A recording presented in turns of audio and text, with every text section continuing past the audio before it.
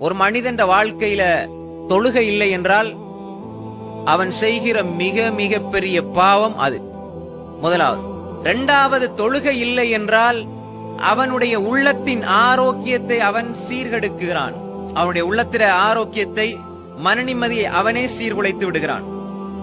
மூன்றாவது, அவனது பிள்ளைகளுக்கு முன்மாதிரியாக இருக்க வேண்டிய அந்த மனிதன் அவன் முன்மாதிரி என்ற அந்த இடத்தை இழந்து விடுகிறான்.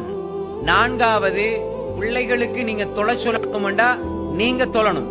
அப்ப சில அறிஞர்கள் சொல்லுவார்கள், நீங்க தொலாட்டி உனக்காக நீ தொலைலண்டாலும் உண்ட பிள்ளைகளுக்காகவாவது தொழுன்னு சொல்லுவாங்க.